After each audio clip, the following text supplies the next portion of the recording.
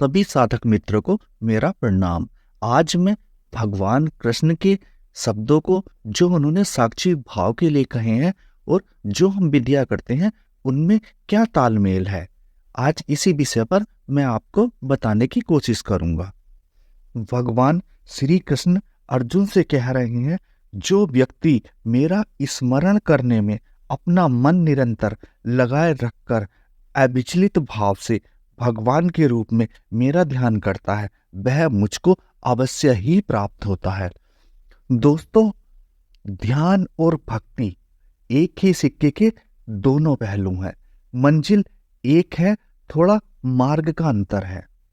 विधियां भी लगभग सभी एक ही जगह जाकर मिलती हैं, लेकिन दशाएं समय समय पर बदल जाती हैं। अब जैसे भगवान ने कहा कि मेरा स्मरण मन में रखकर ध्यान करे, तो भगवान ने कहा जो भी मेरा व्यक्ति स्वरूप अपने हृदय में रखकर पूरे दिन उस पर ध्यान करेगा, तो वह भगवत प्राप्ति को प्राप्त करेगा, वह मुझ में स्थित होगा, वह मुझी को पाएगा।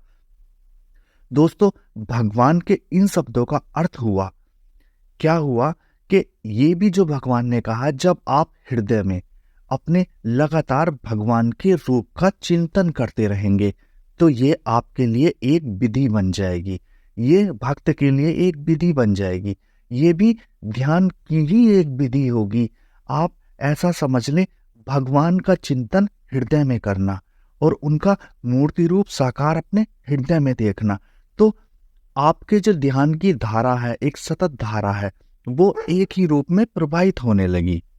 जब भक्त के ध्यान की धारा एक सतत रूप में प्रवाहित होने लगेगी और हृदय में सिर्फ भगवान श्री कृष्ण के ही रूप का चिंतन होगा, तो भक्त के लिए वह एक विधि बन जाएगी।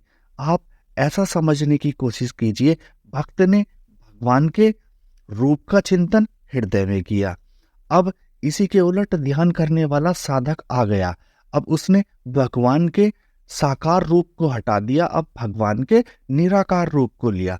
निराकार रूप में आप सभी जानते हैं, जैसे भगवान शिव शंकर ने हमें 400 विधियां दी हैं, बल्कि 400 क्या 4 लाख विधियां भी हो सकती हैं। हर मनुष्य के हिसाब से अलग विधियां हो सकती हैं।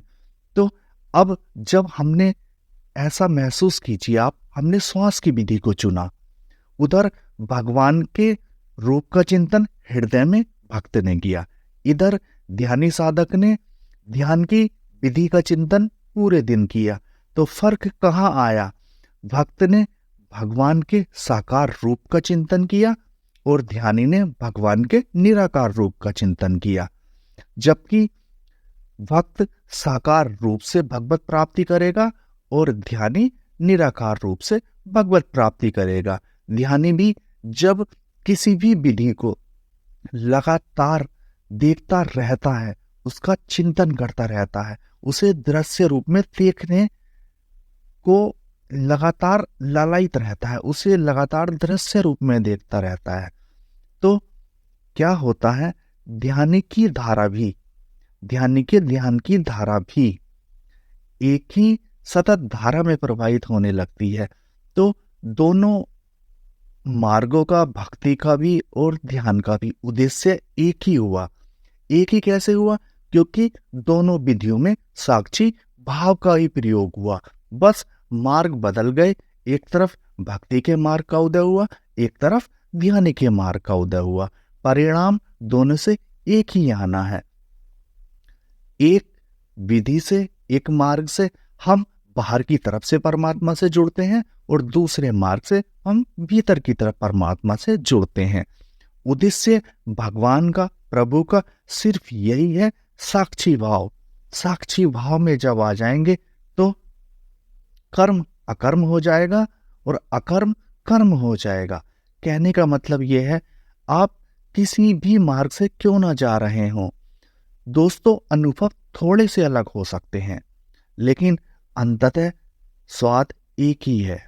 और इसी स्वाद को प्राप्त करने के लिए भगवान श्री कृष्ण ने अनेक अनेक बातें कही हैं, जो मैं भी समय समय पर कोशिश करूंगा कि आपको उन सब बातों का तार एक साथ मिलाकर आपके सामने प्रस्तुत किया जाए, ताकि आप भी भक्ति मार्ग से जा रहे हो या ध्यान मार्ग से जा रहे हो, तो आपको भी भगवत प्राप्ति हो।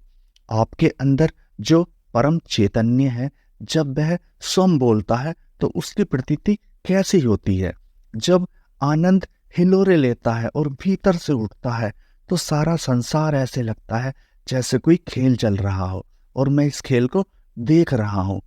ऐसी अद्वितीय अनुभूति का आनंद एक साधक करता है, एक भक्त करता है, कि जो शब्दों में नहीं कही जा सकती है। मित्रों, आज की चर्चा मैं यहीं समाप्त करता हूँ। मैं बहुत जल्द आपके सामने फिर उपस्थित होऊंगा। आप सभी को मेरा प्रणाम।